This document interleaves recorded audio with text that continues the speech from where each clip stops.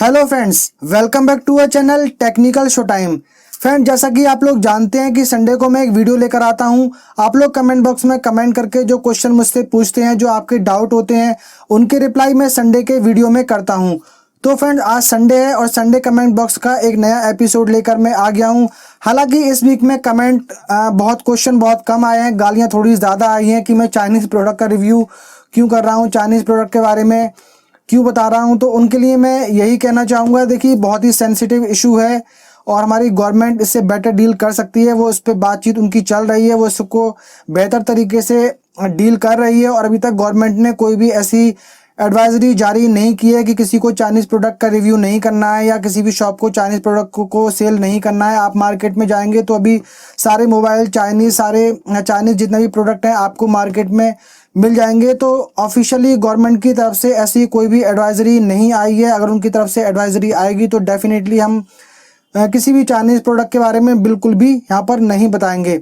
बहुत सारे प्रोडक्ट ऐसे हैं जो कि इंडिया में ही मैन्युफैक्चरिंग किए जा रहे हैं। हमारे इंडिया के बहुत सारे लोगों को उसमें रोज़गार भी मिला हुआ है। 2 लाख करोड़ रुपए की मोबाइल इंडस्ट्री है इंडिया में, जो कि बाहर से यहाँ पर चाइनीज़ कंपनी ने एस्टेब्लिश की है। तो इतना आसान इसको नहीं है इस एकदम से बाहर निकाल देना। 85% इलेक्ट्रॉनिक और आईटी मार्केट पे चाइनीज़ प्रोडक्ट का ही यहाँ पर कब्जा है। अगर एकदम से इस चीज़ को बैन किया जाता है तो आप समझ सकते हैं कि क्या होगा। आपको 100 रुपये की चीज़ के 5,000 रुपये तक देने पड़ेंगे। जैसे कि थोड़ी सी मैं यहाँ पर बता देता हूँ, एक न्यूज़ पता लगी है कि जो कोरोना के जो पेशेंट वेंटिलेटर पे होते हैं तो कोई रेमडेसिविर नाम की कोई मेडिसिन आती है, तो 3 कंपनियों को लाइसेंस है उसको बनाने का, लेकिन एक ही कंपनी बना रही है और मार्केट में वो ब्लैक में सेल की जा रही है। 5400 रुपये उसका MRP है, लेकिन वो 15 से 16,000 रुपये तक में बेची जा रही है।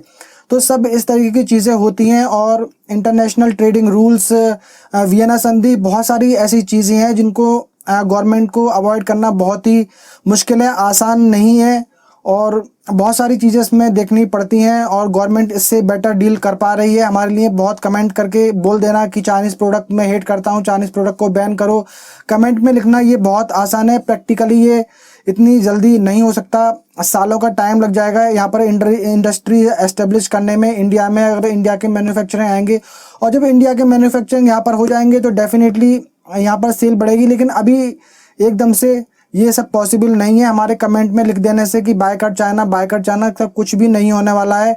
गवर्नमेंट की तरफ से अभी तक ऐसी कोई भी एडवाइजरी कहीं पर भी जारी नहीं की गई है, ना किसी शॉप को, ना किसी ट्रेडिंग एसोसिएशन को, कहीं पर कुछ भी इसके बारे में इन्फॉर्मेशन नहीं आई है। और अभी 2 दिन पहले ही OnePlus ने अपना टीवी लॉन्च कर दिया, तो गवर्नमेंट को उसको रोकना चाहिए था। वो भी तो चाइनीज़ कंपनी है ना, लेकिन तो उसको यहाँ पर लॉन्च करने दिया।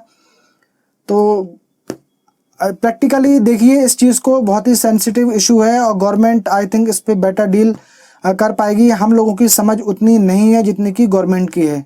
तो चलिए फ्रेंड, क्वेश्चन आंसर का सिलसिला शुरू करते हैं। तो सबसे पहला क्वेश्चन लेते हैं विक्रम सिन्हा जी का। ये लिखते हैं कि सैमसंग क्रिस्टल 4K 55 इंच 2020 और frame TV 2020, which one will be better?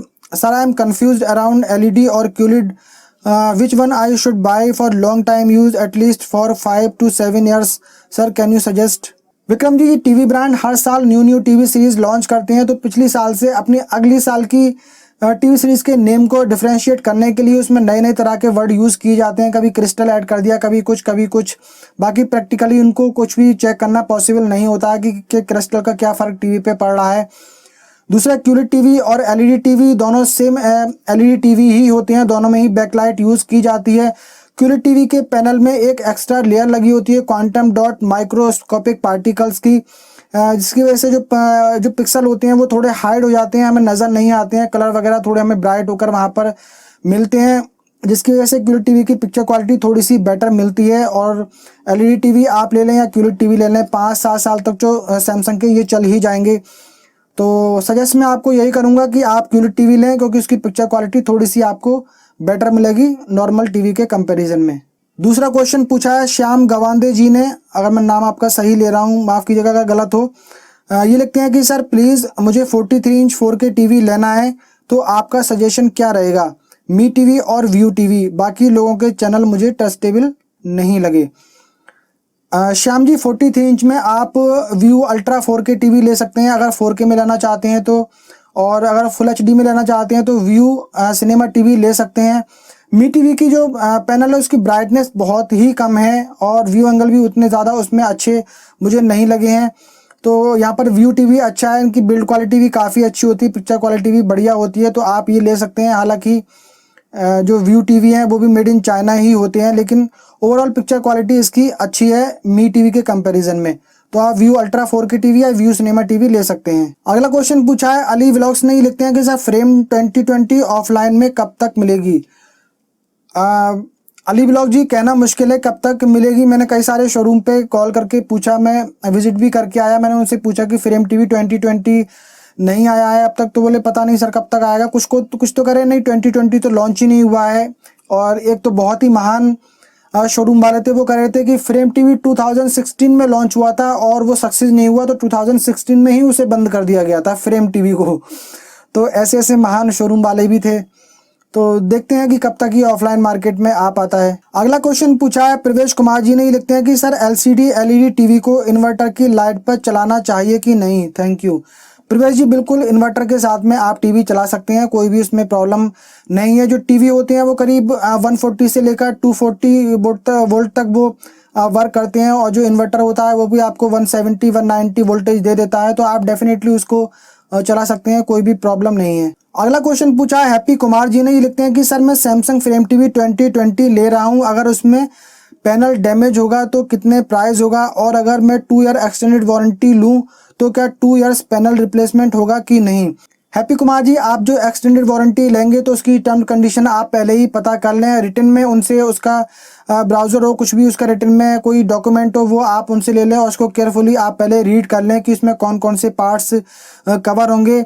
Panel को रिप्लेस करने में ये लोग बहुत ज़्यादा प्रॉब्लम करते हैं, क्योंकि टीवी में पैनल की कॉस्ट ज़्यादा होती है, तो मोस्टली यही कहते हैं कि नहीं ये आपकी गलती से डैमेज हुआ है, आपने कुछ ना कुछ इसमें पानी डाल दिया है, पानी से साफ़ कर लिया, बहुत सारी तरीके की चीज़ें वो लोग कहने लगते हैं जब पैनल रिप्लेसमेंट की वारंटी की बात आती है। तो आप पहले ही सब कुछ कंफर्म कर लें, और पैनल डैमेज होता है चाहे वो मैन्युफैक्चरिंग वारंटी में डैमेज हो या फिर वो एक्सटेंडेड वारंटी में डैमेज हो, डैमेज की किसी भी कंडीशन में पैनल की कोई वारंटी वगैरह नहीं मिलती है, ना वो नॉर्मल वारंटी में ना वो एक्सटेंडेड वारंटी में। अगला क्वेश्चन पूछा है सत्यनारायण गद्दम जी ने, ये लिखते हैं कि what is the gauge of acrylic sheet is to be use to make TV guard, please provide. Satyanarayan ji, आप 3 to 4 mm की शीट, कम से कम 3 to 4 mm की शीट आप यूज़ कर सकते हैं, और उसकी कई सारी क्वालिटी भी आती हैं, तो आप कोशिश करें कि एक अच्छी क्वालिटी की एक्रेलिक शीट परचेज करें। चाइनीज़ भी आती हैं, आप उसको बिल्कुल परचेज ना करें, वो बिल्कुल बेकार होती है। अगला कमेंट क्या है प्रसाद रेड्डी जी ने, ये लिखते हैं कि God bless you sir, go 1 lakh subscriber in 6 month. आपका बहुत बहुत शुक्रिया प्रसाद रेड्डी जी, आपकी दुआएं रही तो डेफिनेटली एक दिन 1 लाख सब्सक्राइबर भी कंप्लीट करेंगे। अगला क्वेश्चन पूछा है अंकित घोष जी ने, ये लिखते हैं कि sir I have slide backlight bleed issue in UM7300 inch, does black light bleed increase over time. Ankit ji, बिल्कुल जैसे जैसे टाइम बढ़ता जाता है वैसे ब्लीडिंग इशू भी बढ़ता जाता है, और ये बात समझ में नहीं आ रही है। पहले के जो टीवी 2014-15 में आते थे उनमें ब्लीडिंग का इशू इतना ज़्यादा नहीं देखा जाता था, लेकिन ये 2018 और 2019 और की जो अब टीवी आ रहे हैं आगे के, ये और इम्प्रूव होने की बजाय इनकी जो क्वालिटी है वो गिरती जा रही है। पता नहीं ये ब्रांड क्या कर रहे हैं, इतने सारे टीवी में ब्लीडिंग इशू देखा जा रहा है, समझ में नहीं आता किस तरीके की मैन्युफैक्चरिंग ये लोग कर रहे हैं। लाइट ब्लीडिंग होना कोई बहुत बड़ा इशू नहीं है, इसे कंपनीज जो है बहुत ही आसानी से ठीक कर सकती हैं। अगर मेरी टीवी में लाइट ब्लीडिंग का इशू हो जाए तो मैं उसे घर पे ही ठीक कर लूँगा, क्योंकि मुझे पता है कि कहाँ पे उसमें क्या चीज़ करनी है, तो वो आसानी से हो सकता है। लेकिन पता नहीं कंपनी इस चीज़ पे क्यों ध्यान नहीं दे रही है। तो डेफिनेटली अंकित जी, जैसे जैसे टाइम बढ़ेगा तो ब्लीडिंग इशू भी वहाँ पर बढ़ता जाएगा। अगला कमेंट क्या है शैलेंद्र गौर जी ने, ये लिखते हैं कि बहुत अच्छा एक्सप्लेन किया बॉस। आपका बहुत बहुत शुक्रिया शैलेंद्र गौर जी, अगर आपको मेरा वीडियो पसंद आया, मेरा एक्सप्लेनेशन आपको पसंद आया तो उसके लिए बहुत बहुत शुक्रिया। अगला कमेंट क्या है अंशु राज जी ने, ये लिखते हैं कि Shinco is Chinese company, don't buy this TV and you right made in India product. Anshu Raj ji, पहले आप अपनी नॉलेज कंप्लीट करिए। वीडियोटेक्स इंटरनेशनल प्राइवेट लिमिटेड एक कंपनी है जो कि नोएडा में है, दिल्ली NCR में आती है, वैसे उत्तर प्रदेश में है, और उत्तर प्रदेश इंडिया में है, ये आप जानते हैं। तो नोएडा में है, इसके ऑनर का नाम है अर्जुन बजाज। इनका मैन्युफैक्चरिंग यूनिट भी इंडिया में है, वो किस सिटी में है वो नाम मुझे अभी ध्यान नहीं है। उसका टूर भी पूरे इनके जो उनकी पूरा मैन्युफैक्चरिंग यूनिट है उसका टूर एक वीडियो पड़ा हुआ है यूट्यूब पे, उसे आप देख सकते हैं कि अर्जुन बजाज का वहाँ पर इंटरव्यू भी दिया गया है। डाइवा और शिनको दोनों इसी कंपनी के ब्रांड हैं और डाइवा इंडिया में ट्रेडमार्क जो रजिस्ट्री है, ट्रेडमार्क जो यहाँ पर मिनिस्ट्री है उसके अंडर में रजिस्टर्ड किया गया है ये 2018 में। और इसके नाम पे थोड़ा किसी ने ऑब्जेक्शन किया हुआ है, किसी से नाम मिलता जुलता होगा, नाम मिलता जुलता होता है तो ऑब्जेक्शन कर देते हैं, तो अभी इनका केस चल रहा होगा। लेकिन ये कम्प्लीटली यहाँ पर इंडियन ब्रांड है, इंडिया में मैन्युफैक्चरिंग किया जा रहा है। और कुछ समझ में भी नहीं आता है, जो मेड इन चाइना टीवी है उनको तो इंडियन बताया जाता है और जो इंडिया में ही बन रहे हैं उनको चाइनीज बता रहे हैं। अगला क्वेश्चन पूछा है टीए मेड इजी नहीं, लिखते हैं कि sir if Shinco launch 55 inch same 2GB RAM and 16GB storage and other features should I wait for और shall I buy view ultra 4K 55 inch TV. टीएमएड जी, अगर आप एक इंडियन मेक ब्रांड परचेज करना चाहते हैं जिसकी मैन्युफैक्चरिंग भी इंडिया में ही हो रही है तो आप डेफिनेटली शिनको का 55 इंच का वेट कर सकते हैं। हालांकि ये सर्टिफाइड एंड्रॉयड टीवी नहीं है, बिल्ट इन क्रोमकास्ट और गूगल असिस्टेंट का सपोर्ट यहाँ पे आपको नहीं मिलता है, वॉइस सर्च का ऑप्शन भी आपको यहाँ पर नहीं मिलता है। तो अगर आप इन फीचर के साथ में कंप्रोमाइज़ कर सकते हैं तो आप इसको परचेज कर सकते हैं, अदरवाइज आप व्यू अल्ट्रा 4K टीवी ही परचेज करें। अगला क्वेश्चन पूछा है दीपक वालिया जी ने, लिखते हैं कि सर शॉपिंग बंधु चैनल पर तो सब इन्फॉर्मेशन बता दी है इसकी, जैसे कि refresh rate 60 hertz, VA panel, direct LED and all. Deepak Walia ji, इसकी मुझे इन्फॉर्मेशन नहीं है कि उन्होंने कहाँ से ये इन्फॉर्मेशन ली है। हालांकि हमारा ये मानना होता है कि जब कोई ब्रांड अपने टीवी में 60 हर्ट्ज से ज़्यादा रिफ्रेश रेट यूज़ करता है, 100 हर्ट्ज या 120 हर्ट्ज या फिर VA पैनल की जगह वो IPS पैनल यूज़ करता है तो वो डेफिनेटली उसे मेंशन करता है कि IPS पैनल लगाया है या 100 हर्ट्ज का या 120 हर्ट्ज का रिफ्रेश रेट दिया है, क्योंकि ये सुपीरियर माने जाते हैं। और जब ये चीज़ नहीं होती है तो हम ये मान लेते हैं कि भाई इसमें VA पैनल ही होगा, IPS नहीं है तो VA होगा, 100 हर्ट्ज का रिफ्रेश रेट अगर इसमें नहीं दिया गया है तो 50 या 60 हर्ट्ज का होगा। तो यहाँ पर ये थोड़ी सी हम लोग मान लेते हैं, बाकी इन्होंने कहाँ से इन्फॉर्मेशन ली है मुझे तो उसका आइडिया नहीं है। वन प्लस की वेबसाइट पे तो ऐसी कोई इन्फॉर्मेशन नहीं दी गई है और आई थिंक एक वेबसाइट से ज़्यादा एक पक्की इन्फॉर्मेशन कहाँ से मिल सकती है तो उसका बारे में मुझे एक्चुअल में नहीं मालूम। अगला क्वेश्चन पूछा है विमल बिहारी त्रिपाठी जी ने, ये लिखते हैं कि finally which premium 55 inch TV is better, frame TV 2020, QLED 4K, TCL QLED और one plus. I think in तीनों में ही फ्रेम टीवी बेटर है, एक अच्छा ब्रांड है, प्रीमियम टीवी है, लुक्स सब कुछ उसका बढ़िया है। TCL वगैरह का आप परचेज करेंगे टीवी अच्छा हो सकता है लेकिन सर्विस में काफ़ी सारी प्रॉब्लम उसकी देखी जाती है। और वन प्लस तो फिर एक नॉर्मल कैटेगरी में आता है और प्राइस भी थोड़ा सा वन प्लस ने ज़्यादा रखा है। हालांकि उसका लुक्स एंड डिज़ाइन काफ़ी अच्छा है लेकिन उसे QLED टीवी से या फ्रेम टीवी से कंपैरिजन उसका नहीं कर सकते। तो इन टीवी में आपको फ्रेम टीवी परचेज करना चाहिए, यही मैं सजेस्ट करूंगा। अगला क्वेश्चन पूछा है रॉकी 1 2 3 4 5 राकेश कुमार जी ने, ये लिखते हैं कि सर LG UM7300 65 इंच में MEMC टेक्नोलॉजी है क्या एंड इसका DCI P कलर गेमेट कितना प्रतिशत है, प्लीज़ आंसर। राकेश कुमार जी, इतना डीपली आप मत जाइए। DCI P3 ये बड़ी ही टेक्निकल चीज़ है। अगर कोई टीवी ये बता भी रहा है कि DCI P3 white colour gamete दिया है तो हम उसे कैसे वेरीफाई कर सकते हैं जबकि प्रॉपर इक्विपमेंट उसके हमारे पास में ना हो। सैमसंग और LG का मैंने एक चीज़ देखी है, ये कभी भी ऐसी कोई भी चीज़ अपने टीवी में क्लेम नहीं कर सकते हैं जो कि एक आम पब्लिक को वेरीफाई करना मुश्किल हो। हालांकि सैमसंग ज़रूर PQI मेंशन करता है जिसको हम वेरीफाई नहीं कर सकते, वो सैमसंग ही उसको चेक कर सकता है। MEMC टेक्नोलॉजी का सपोर्ट 7300 में नहीं दिया लेकिन यहाँ पर मोशन क्लियर का एक फीचर मिलता है तो उससे जो मोशन क्लियर की वजह से आपको थोड़ी सी वहाँ पर जो ब्लर है वो कम दिखते हैं। अगला कमेंट किया है मेरी इनकम के बारे में अश्विन कुमार जी ने, एक आइडिया लगाया है 13,71,000 मेरी टोटल व्यूज़ हैं। 4,000 व्यूज़ पे अगर $1 मिलता है तो $342 मुझे मिले और 70 रुपये का $1 के एवरेज के हिसाब से 23,992 रुपये। और you are great bro. Ashwin Kumar ji, मैंने ये जून 2018 में ये चैनल शुरू किया था और जून 2018 से लेके अभी तक मुझे करीब 24 से 25 हज़ार रुपये ही आई थिंक मिले होंगे यूट्यूब से। और शुरू के 11 महीने में तो मुझे कुछ मिला भी नहीं था क्योंकि मेरा चैनल मोनेटाइज नहीं हुआ था, ऐड नहीं आते थे। यूट्यूब की कंडीशन थी कि अभी 1000 सब्सक्राइबर और 4000 घंटे का वॉच टाइम पूरा होने के बाद ही ऐड आना शुरू होंगे।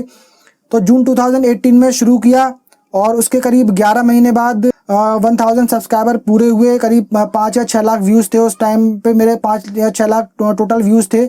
तो उसका तो मुझे कोई पैसा मिला नहीं। 23 मई 2019 से पैसा आना शुरू हुआ, तो करीब 11-12 महीने में पैसा आया है 24 से 25 हज़ार रुपये। तो आप लगा लीजिए, अगर 2 साल का एवरेज लगाते हैं तो 1,000 रुपये पर मंथ के हिसाब से आता है। और मैं इसे फुल टाइम बेस पे कर रहा हूँ। एक दिन में 3 वीडियो डालता हूँ। 10 से 15 घंटे का टाइम मुझे लग जाता है पूरी रिसर्च करने में, वीडियो बना के एडिटिंग अपलोडिंग वगैरह करने में।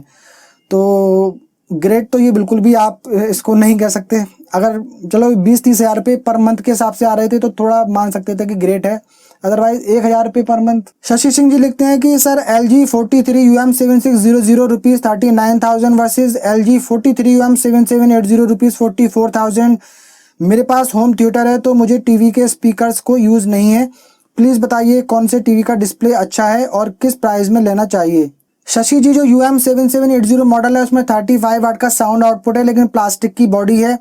और जो UM7600 मॉडल है उसमें मेटल की बॉडी है। लुक्स उसका डिज़ाइन काफ़ी बढ़िया है UM7780 के कंपैरिजन में। पैनल आपको दोनों में ही सेम मिलेगा, दोनों में ऐसा कुछ पिक्चर क्वालिटी में आपको कोई भी डिफरेंस देखने को वहाँ पर नहीं मिलेगा। और 39,000 में UM7600 आपको मिल रहा है, तो आई थिंक ये तो बहुत ही अच्छी बात है। डेफिनेटली आपको ये परचेज़ कर लेना चाहिए। और साउंड आउटपुट के लिए आप बता रहे हैं कि आपके पास में होम थिएटर है, तो डेफिनेटली आपको UM7600 ही परचेज़ करना चाहिए।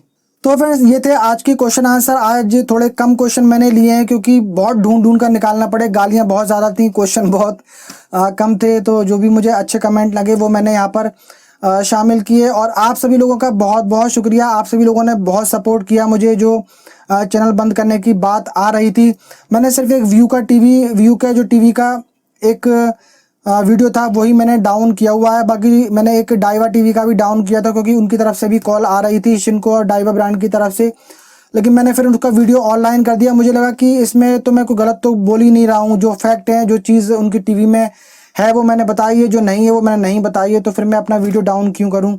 तो मैंने उसको ऑनलाइन कर दिया है। बाकी आगे कुछ भी कंप्लेंट इस तरह की करते हैं तो देखते हैं कि क्या होता है। तो इसी तरह आप लोग अपनी सपोर्ट बनाए रखिए। और डेफिनेटली इस वीक में आप लोगों का बहुत प्यार मिला मेरे सिंगिंग वीडियो पे भी, और आप लोगों ने बहुत सपोर्ट किया। दिल से आप लोगों का बहुत बहुत शुक्रिया। उम्मीद करता हूँ फ्रेंड्स ये वीडियो आप लोगों को पसंद आया होगा। पसंद आया हो तो वीडियो को लाइक कर दीजिए, शेयर कर दीजिए। चैनल सब्सक्राइब नहीं किया है तो सब्सक्राइब कर लीजिए, साथ में बेल आइकन को भी प्रेस कर दीजिए। मिलते हैं फ्रेंड किसी अगले वीडियो में, तब तक के लिए बाय बाय।